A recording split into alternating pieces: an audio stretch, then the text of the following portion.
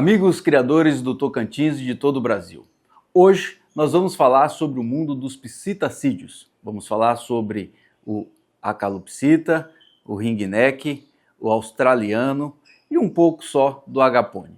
Esses animais fascinantes que atraem uma multidão de pessoas para terem como pet. Isso melhora a qualidade de vida das pessoas, isso também. Nós vamos falar sobre o mercado, a nutrição, o cuidado, o bem-estar desses animais, sobre o comércio desses animais. Então, eu quero convidar você a nos acompanhar no programa Mundo Agro dessa semana para conhecer um pouco mais sobre os psitacídeos. Oferecimento: Grupo J. Demito, preparando o terreno para o que vier. Qualquer coisa estou à disposição. Isso faz parte de quem nós somos.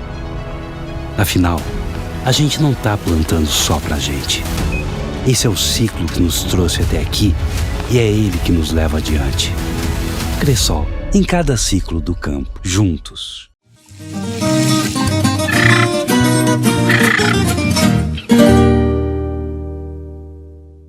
Amigos produtores do Tocantins e de todo o Brasil. Hoje nós vamos começar mais um programa Mundo Agro e vamos falar sobre os passeriformes, que são os periquitos australianos, calopsitas e ringneck. E hoje nós estamos visitando o criatório Mundo das Aves do nosso amigo Vitor. O Vitor é uma pessoa apaixonada por pássaro e vai contar um pouco da sua história com esses animais. Vitor, há quanto tempo ou o que despertou você a criar periquitos australianos e também calopsita e outros pássaros? O começo da criação foi assim, meio que eu comecei por causa que eu fiz uma viagem, né? E lá nessa viagem eu acabei observando e vendo periquito australiano, peguei gosto pela criação e aí eu, quando cheguei de viagem, comecei a montar, né? Comecei com um viveirinho no fundo do quintal, comprei algumas aves e aí, conforme foi passando o tempo, foi aumentando a criação. Hoje eu aproveitei esse espaço que tinha, não estava tendo nada aqui. Eu acabei começando com uma gaiolinha, outra, e foi aumentando aos poucos. E foi investindo, comprando gaiola de melhor qualidade, que dá mais bem-estar aos animais. Mas, Vitor, me diga uma coisa, quantos anos você tem? Eu tenho 19 anos. 19 anos. Há quanto tempo você está mexendo com os passarinhos? Hoje já faz, no caso, 6 anos. 6 anos. Então, ou seja, você começou sua experiência criando aves aos 13 anos de idade. Isso. E aí acabou se tornando um hobby que futuramente pode se tornar até uma renda permanente para você. Exato. Posso ser que no futuro. E quando você começou com que pássaro? Eu comecei inicialmente com os periquitos. Australiano. Em abril de 2020. Certo. Só que a partir de julho já comecei as calopsitas, comprei outras aves também, diamante gold, rolinha diamante, canário. Porém, a gente não tinha experiência, acabei tendo problemas com doenças e acabei perdendo algum desses bichos. E aí, como tive esse problema com doenças, acabou que eu parei de criar essas espécies, fiquei só com os periquitos australianos e as calopsitas. O australiano, também falando em mercado, é uma ave que ela tem uma aceitação maior do que, por exemplo, o diamante gold, é um animal que vende muito menos, né? Calafate. É por causa que o periquito eu vejo assim, que ele é uma ave barata, todo mundo tem um acesso para poder comprar, gaiola também é barata para ele, que é uma gaiolinha menor. Uhum. E com tudo isso tem uma certa facilidade para quem vai adquirir, né? O que nós temos visto, o Bruno, o Vitor, é que os periquitos, ele parece interagir mais como pet com o seu tutor. E isso também faz com que haja uma maior interação.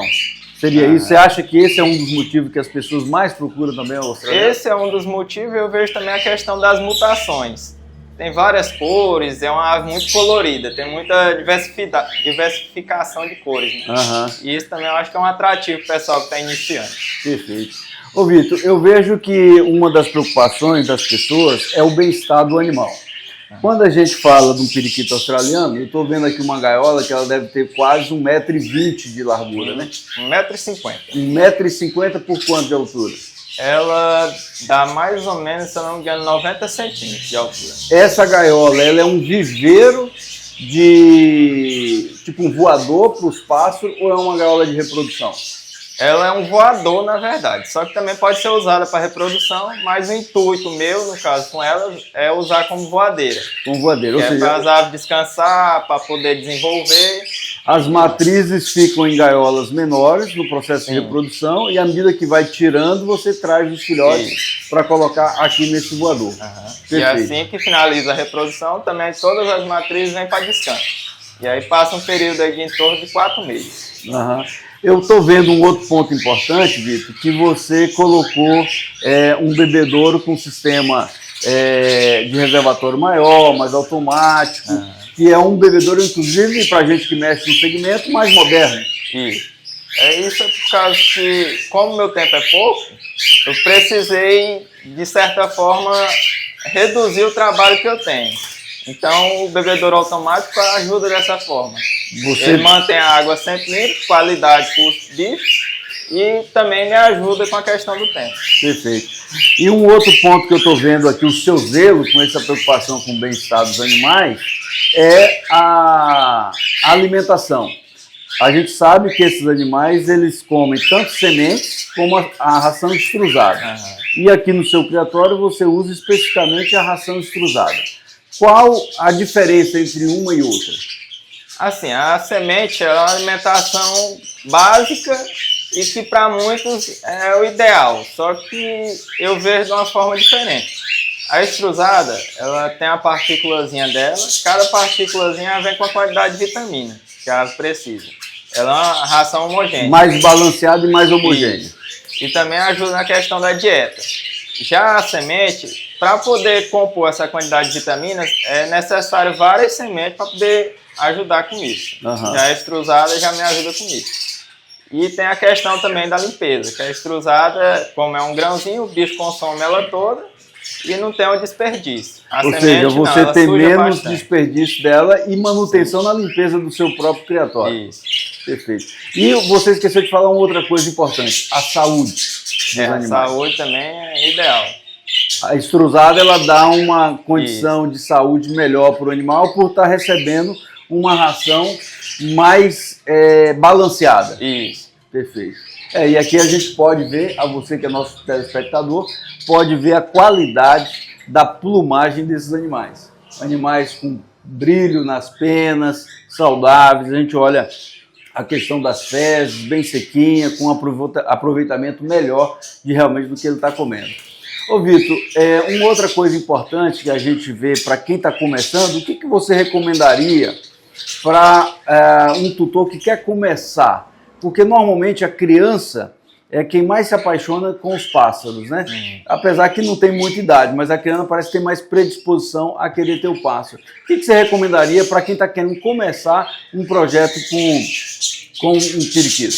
Começa devagar, compra a primeira gaiola, primeiro monte a estrutura, depois compra a ave, vai pesquisando, né, que hoje em dia tem muita informação na internet sobre, e assim vai dando início à criação. O importante é começar. Um outro ponto importante, na fase de reprodução, quanto tempo demora para o casal formar?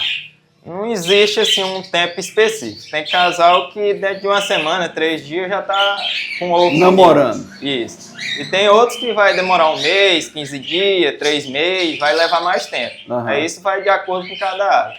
Muitas das pessoas, quando está iniciando, vê isso como um problema, por causa que não entende da parte das aves, né? E isso depende de cada ave. Eu vejo, quando a gente vai iniciar, quanto mais quantidade de pássaros, ajuda na reprodução. Por causa que esse barulhinho que eles fazem é um incentivo na hora de reproduzir. Entendi. E quanto tempo do acasalamento até a fecundação do ovo e esse ovo nascer o filhote? Isso gera em torno de 18 dias. Pode variar um pouquinho para menos e um pouquinho para mais. Perfeito. Mas o entorno é de 18 dias do processo que a fêmea começa a postura ela já inicia o choco e já com 18 dias já acontece o nascimento. E quantos filhotes um casal pode produzir em cada etapa dessa? Isso vai muito de acordo com a questão da genética do bicho, a ração, a alimentação que a pessoa utiliza, mas tem casal que vai 5 ovos, 5 filhotes, tem casal que chega a botar 10, 12 ovos. Hoje em dia tem uma média de 8, 9 ovos às vezes por casal. De 9 ovos por casal, você está com um índice bem elevado. As melhores, chega em 9. Que maravilha. Mas a média é em torno de 6, 7 ovos. Perfeito.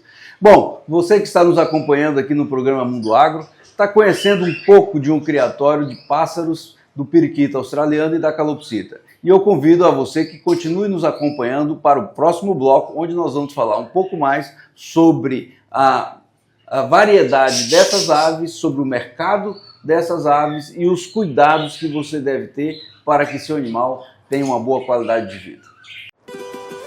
O Plano Safra já começou e a Cressol tem soluções para todos os ciclos da sua produção. Com crédito e parceria de verdade, do manejo da cultura ao investimento em máquinas e equipamentos. Tudo para você produzir com mais segurança. Faça como o Sr. João e conte com o Plano Safra na Cressol para seguir produzindo e crescendo. Cressol, em cada ciclo do campo, juntos. Bom dia, Henrique Teixeira. Bom dia, telespectadores do Mundo Agro. O milho voltou a ganhar destaque no mercado nacional nesta semana. Na B3, o contrato futuro para março de 2027 superou a marca de R$ 81 por saca, renovando máximas e aumentando a expectativa de valorização do cereal nos próximos meses. É importante destacar que este valor se refere ao mercado futuro e não ao preço atual da saca no mercado físico. Mesmo com uma grande produção brasileira, a demanda segue aquecida. O consumo nacional de milho deve ultrapassar 100 milhões de toneladas, impulsionando principalmente pela produção de proteína animal e pelo crescimento do etanol de milho. E no Tocantins, esse cenário ganha ainda mais importância. O estado vem registrando crescimento na produção de milho, impulsionado pela expansão da segunda safra e pelo fortalecimento da agricultura de grãos. Com mais áreas destinadas à cultura e aumento da produtividade, o milho ganha espaço na economia tocantinense. Nesse cenário de produção em ascensão, acompanhar a valorização do mercado e escolher o melhor momento para comercializar pode representar mais rentabilidade para o produtor do Tocantins. Continuamos acompanhando o nosso programa Mundo Agro de hoje com o nosso apresentador Henrique Teixeira. Vitor, nós sabemos que todas essas aves que estão aqui, tanto o australiano quanto a calopsita, são animais domésticos, né? E a sua origem, na grande maioria, são australianos. Essa adaptação das aves no Brasil é tranquila? Tem algum estresse nesse processo de adaptação? Hoje estão extremamente adaptadas? Hoje já está totalmente adaptada, só que assim, existe alguns criadores ainda que ainda traz aves de fora por causa da qualidade. É um processo de adaptação, mas hoje em dia é tranquilo. Mas em termos de adaptação, já são aves adaptadas no nosso território e a ave tranquila em termos de adaptação. A calopsita, ela tem uma característica diferente do agapone e também do australiano, que ela consegue fazer uma interação maior com o seu tutor. É uma ave que aprende algumas palavras, ela consegue imitar cantos. Você acha que a procura pela calopsita tem mais a ver com essa interatividade que ela faz? Hoje em dia, para pet, a calopsita eu vejo ela que tem mais procura. Por causa da questão da docilidade e também por causa da questão de aprender a assobiar, alguns cantos, hinos, música. Você que é flamenguista, você tem uma que canta o hino do Flamengo, não? Infelizmente não. Tenho vontade de ter, mas também, como eu digo, questão de tempo que eu tenho, é muito difícil para mim estar tendo esse tempo para estar ensinando, no caso. Né? Uhum. Uma das coisas que as pessoas perguntam, Vitor, quando elas vão comprar uma ave, principalmente lá na Nitrosal, é se essa ave ela reproduz, porque eles acham que a ave que é criada em cativeiro, ela não reproduz. Se eu comprar uma ave sua, essa ave ela vai reproduzir, ela vai trazer filhotes? Sim, hoje em dia, normalmente, quando eu vendo, a maioria das aves que eu vendo é filhote. Dificilmente eu vendo ave adulta, que é o que eu aconselho para quem está iniciando. Inicie com aves novas e que, apesar do tempo que vai demorar para poder ter a reprodução, é uma coisa que é mais garantida. Caso que a ave ela não for uma ave de descarte, é uma ave nova, quando ela começar a reproduzir, sendo uma genética boa, ela vai produzir bastante, vai cuidar bem dos filhotes e entre... Isso é um detalhe importante. Toda mãe de primeira viagem, às vezes, acaba não tratando seus filhotes. E aí, muitas delas são boas mães, ela pega o filhote, ela consegue dar papinha, ela trata, e a gente só solta eles quando eles estão já na fase adolescente. Mas quais cuidados o tutor tem que ter quando a mãe não consegue tratar o filhote? Assim, muitas das vezes o que acontece da fêmea não tratar os filhotes é por causa que a pessoa inicia a reprodução com a ave muito nova. Calopsita, no caso, o ideal é reproduzir ela a partir de 1 ano, 14 meses em diante.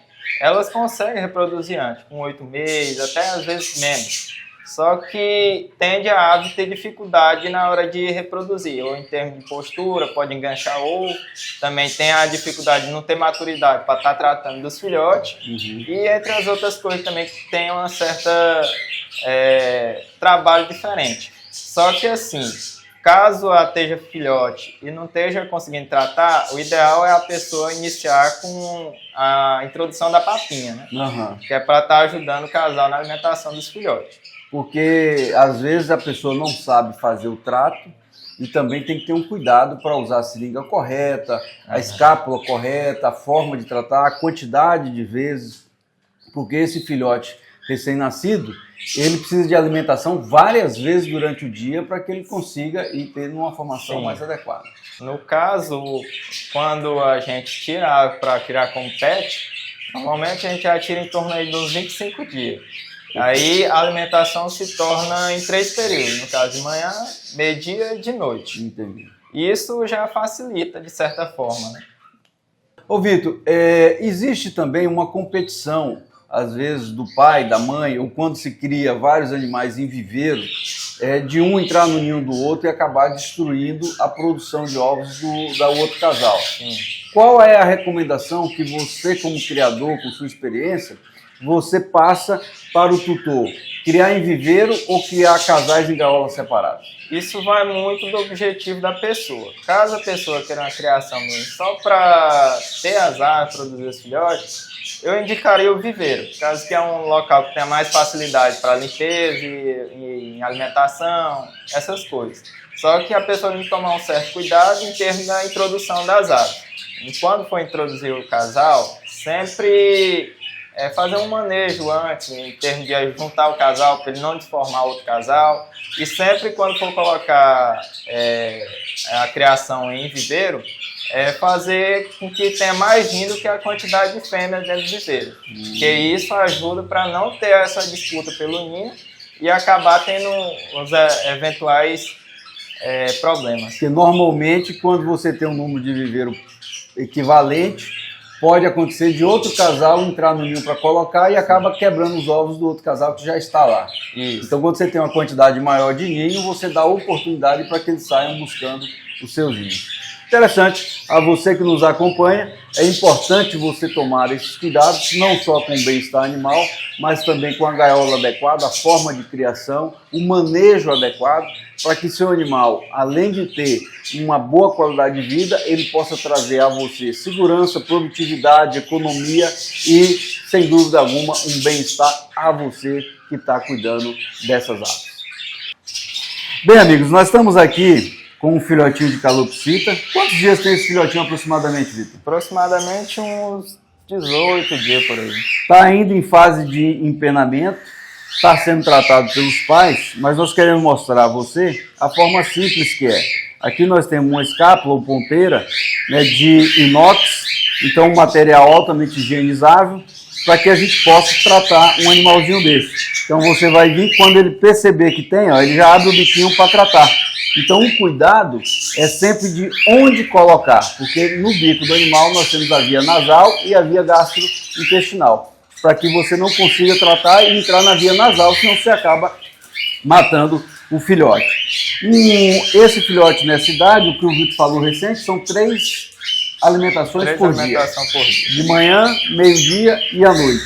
E aí você vai ter um pet, um periquito ou uma calopsita mansa de dedo, que você pode passear, pode andar, pode realmente interagir bastante com ela.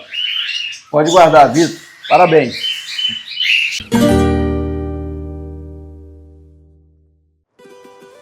O Plano Safra já começou e a Cressol tem soluções para todos os ciclos da sua produção. Com crédito e parceria de verdade, do manejo da cultura ao investimento em máquinas e equipamentos. Tudo para você produzir com mais segurança. Faça como o Sr. João e conte com o Plano Safra na Cressol para seguir produzindo e crescendo. Cressol, em cada ciclo do campo, juntos. O que faz a lavoura crescer ou o gado engordar? Trabalho, dedicação, persistência, coragem. O Grupo J. Demito acredita nos valores e na força de quem trabalha no campo e oferece o melhor calcário agrícola da região para a calagem da sua terra. Grupo J. Demito. É mais força na sua terra e mais resultados para você.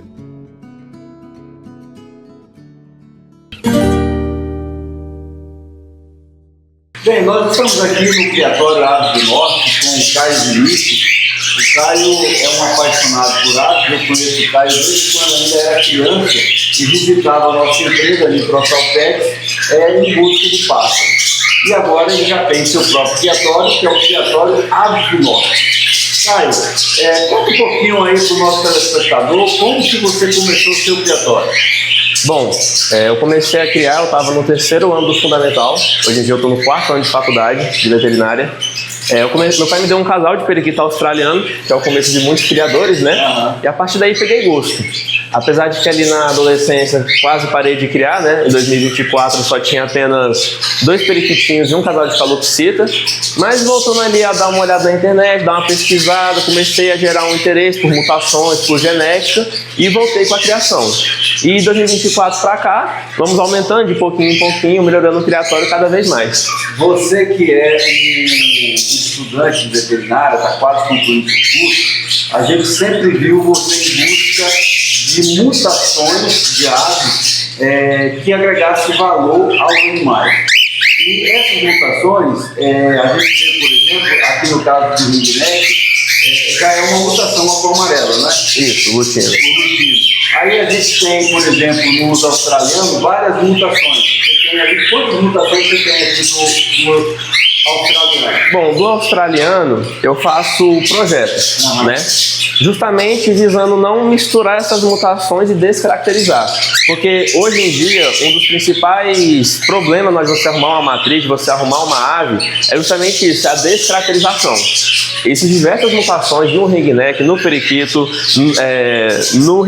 na calopsita, e algumas mutações você pode somá-las. Você pode somar elas. Pode juntar. Isso, você pode fazer uma combinação. Okay. Mas existem combinações que não agrega valor. Muito pelo contrário, você vai descaracterizar. Uma mutação que era visível não é mais visível. Uma mutação que tinha um desenho, ela perde o desenho. Então eu tenho um projeto dos normais com os alerquins dominantes, justamente porque nenhum atrapalha no outro. Sai metade normal, metade dominante, e os normais não saem contadores de dominante. Eu tenho um projeto de alerquim excessivo, que é só alerquim excessivo com alerquim excessivo, ele junto sozinho. E eu tenho um projeto de corpo claro do Texas, com hino, rendado, que eles têm uma relação de codominância. Então acaba que eu consigo aproveitar mais os filhotes assim. Esses animais, em relação aos criatórios padrão, que vem de todas as aves de várias mutações, você consegue agregar valor a essas aves? Por exemplo, vender ela com um valor maior? Ou não? É só uma questão de embelezamento, de você ter um animal diferenciado? Certo. O periquito australiano, por ser uma ave bem inicial, até que isso não influencia tanto. A não ser que seja uma mutação que tenha um valor mais agregado. Mas, no geral, o periquito australiano não tem muito isso. Agora, a calopsita já tem. O pessoal procurar uma calopsita de uma linhagem que já vem sendo trabalhada há um tempo é preferível, entendeu? Porque uma única ave com uma mutação, a portabilidade ruim já pode acabar com todo o projeto. Uma ave com a portabilidade ruim já vai gerar ali portadores ruins, então acaba que isso perpetua. Ringneck também. Por exemplo, o ringneck, a gente sabe que tem mutações que o valor agregado chega a 15 mil reais. Isso, exatamente. 20 mil reais. Qual que é, por exemplo, hoje você está com um casal de ringneck, o amarelo e o branco. Isso. Quais são as probabilidades de filhotes nascer? Quais as cores? Certo. O ringneck, o pessoal não costuma muito fazer muitas misturas, então acaba que aqui é bem trabalhado o que vai sair. O macho ele é um albino, ou seja, ele é um hino da linha azul, e a fêmea é uma lutina, também um hino, só que da linha verde. Então desse casal vai sair da cor do pai, da cor da mãe, machos e fêmeas. Mas também porque a fêmea é portadora de azul. O azul é recessivo, só vai sair azul na cor se a ave for portadora ou um na cor. Tem que ter o gene azul dos dois lados. Se não tiver, não vai sair ave na cor. Então isso é interessante, é você que está nos acompanhando, e ver que não é simplesmente comprar uma ave de qualquer cor sem conhecimento. Você tem que comprar, formar casais que vai lhe dar uma probabilidade de manutenção de animais com genética que pode trazer colorações diferentes, mas mantendo as características raciais e a docilidade desse animal. Olha que coisa linda. Isso aqui, para quem é tutor, é uma coisa maravilhosa. Olha ali a calopsita no Caio, né? Olha que coisa linda. Isso aqui, para quem cria, não quer outra coisa. Que beleza! Então continue nos acompanhando no programa Mundo Agro. Aqui você vai ver docilidade, técnica, conhecimento genético, manejo adequado, nutrição e bem-estar. Tá? Olha que beleza! Bom, Caio, nós estamos aqui no criatório Aves do Norte, não é isso? De sua propriedade. E uma trajetória que você vem desde quando seu pai lhe deu o primeiro casal e você tem ampliado. Quanto de investimento para quem quer começar um criatório de australiano, calopsita, ringneck, teria que investir para começar um criatório? Bom, eu acho que primeiramente já tem que ter um gosto pela criação. Porque assim, é uma coisa que é muito rentável, os animais comem bem pouco. O espaço, você pode ver que apesar do espaço não ser tão grande assim, lá tem 50 aves, apesar de tudo.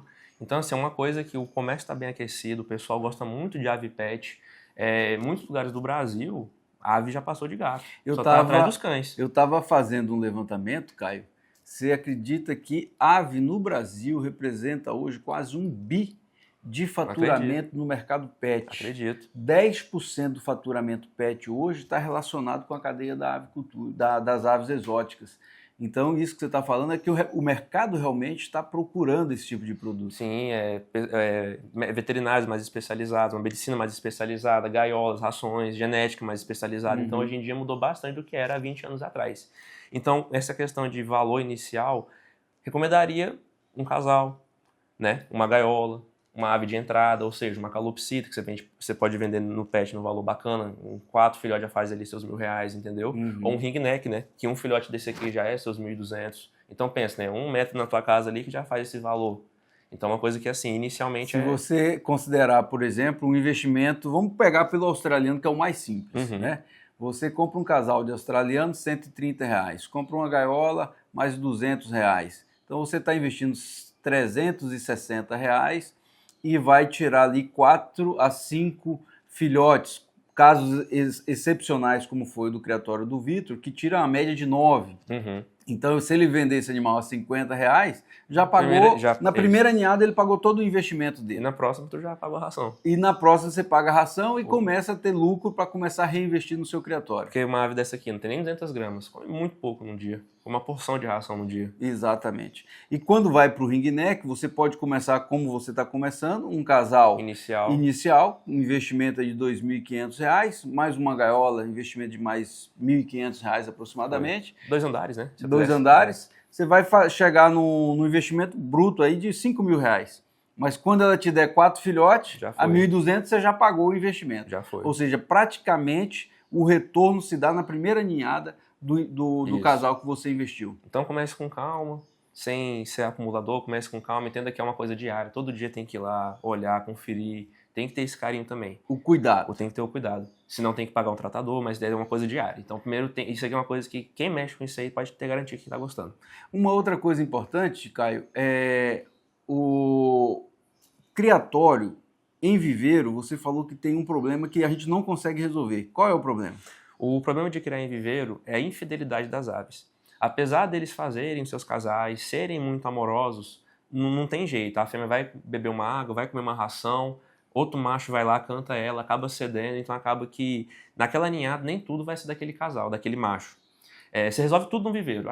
Problema com ninho, com espaço, tudo dá para resolver. Tudo é resolvível. Mas agora, a infidelidade... aí não tem como fazer. Tem como você ficar olhando para ele, na hora que ela for, você tirar de cima. Não tem jeito.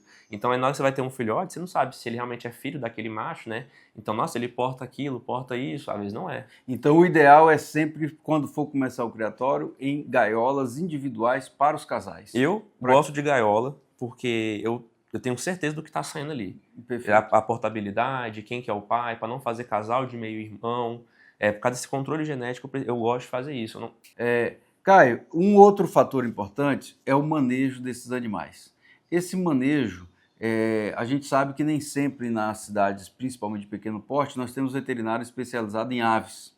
Quais são os cuidados que deve haver com esses animais para o tutor? Certo.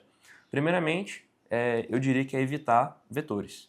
Então, quais são os vetores? São aves urbanas, como pardais, rolinhas, pombas, aves silvestres, que tem no nosso meio urbano também, que, como são animais que não têm cuidado algum, né, são animais que vivem a vida livre, se tiverem contato com esses animais em cativeiro, podem sim trazer diversas doenças, piolhos, coccidiose. Então, o ideal é você não ter esse contato com vetores. A medicina especializada nisso ainda está um pouco, assim, nem todo lugar que tem, né, mas já evoluiu bastante. Sim. Mas ainda assim, através do exame de fezes, um pouco de DNA, pode mandar para o laboratório e vai conseguir fazer mais de 20, 30 doenças no seu check-up. Entendi. Então, a parte de vermifugação dessas aves tem que se fazer também com periodicidade, né? Todo animal, o verme em si, ele volta muito rápido, né? Então, tá importante você dar mais de um medicamento, né? Então, assim, agora servir um tipo de vermífugo, na próxima vai tendo que servir outro, para tentar evitar que aquelas cepas que são resistentes fiquem se proliferando mais, né? Mas, sim, a cada um tempo é interessante fazer, normalmente uns 3 meses, mais ou menos, pode fazer uma estimação. Suplementação para esses animais Suplementação, eu faço tudo na ração. Então, Entendi. como já tem a estrusada, que é um alimento bem completo, não há necessidade de ficar comprando vitaminas, essas coisas por fora. Entendi. Já fica tudo dentro da ração. Isso, a ideia da estrusada é essa. Às vezes a pessoa que não usa estrusada, mas ela usa semente, vai ter que complementar. aí ela vai ter que fazer a complementação. A semente, não é que ela seja ruim. O problema da semente é o balanceamento. Então, por exemplo, isso aqui precisa de proteína, gordura, vitamina. Então, você fazer esse cálculo na semente é difícil, porque você tem que ter a semente, vai ter que entrar com ovo cozido, verduras, legumes, vegetais. Então, por exemplo, quanto de proteína tem que comer por dia? Então, quanto de semente tem que ser? Quanto de ovo? É complicado fazer esse cálculo. Uma coisa que a extrusada já vem balanceada para você. Mas se você usa a semente, não tem problema, não é ruim, só é mais difícil de balancear. Então você tem que ter essa coisa bem variada, servir a semente de bom balanceamento, sem muita gordura, servir uma proteína uma vez na semana, verdura, legume, ou entrar com a farinhada. Perfeito. Vai ter que entrar com uma farinhada que já vai ter aquele complexo vitamínico, prebiótico, probiótico, para poder complementar aquilo que a semente não tem. Um outro ponto importante, Caio, é a gente falar para o nosso telespectador ou nossos tutores sobre esse animal que está em cativeiro. Às vezes ele, por um motivo ou outro, ele começa a bicar suas próprias penas, ele começa a se automutilar. O que leva o animal a ter esse tipo de comportamento? Certo. Principalmente quando isso acontece, é uma questão de estresse. O animal vai estar estressado. Pode estar estressado por quê? Gaiola pequena, acúmulo de aves numa mesma gaiola. Às vezes pode ser até uma coisa externa. Por exemplo, eu falei dos pardais mais cedo. Um pardal em cima o tempo inteiro da gaiola também é uma coisa que vai gerar um estresse no animal. Calor. O calor também vai gerar esse estresse. Então, assim, estresse no geral vai causar esse tipo de comportamento. Algumas aves, mesmo com esses parâmetros normais, têm alguns transtornos que podem sim chegar a fazer isso, mas não é muito comum não, você não vai ver direto. Entendi. Normalmente o que vai causar isso aí é o estresse no animal. Perfeito.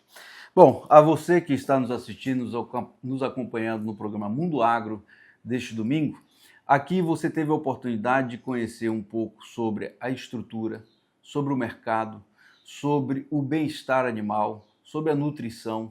E a gente gostaria de encerrar esse programa, você, Caio, deixando uma mensagem para o nosso telespectador que quer começar um criatório de ringneck ou de calopsita ou de australiano. O que você recomendaria a esse jovem que quer começar um novo projeto? Bom, é uma coisa apaixonante. Na hora que você tira os primeiros filhotes, é difícil até querer vender, né, quando você tira os primeiros filhotes. Mas é uma coisa que compensa bastante, é um hobby muito interessante, é um hobby muito gostoso de se criar, vai te desenvolver disciplina, vai desenvolver conhecimento que você vai ter que estudar em relação a isso, entendeu?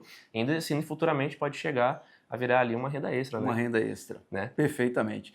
Então, a você que assistiu o programa Mundo Agro deste domingo, se gostou do conteúdo, nos ajude a compartilhar e levar essas informações a muito mais pessoas. Aqui no Mundo Agro, você nos assiste todos os domingos, às 8 horas da manhã na Rede TV e às 11 horas na Record News. E a partir das 11 horas, você pode nos acompanhar no YouTube, no canal Mundo Agro César Halum.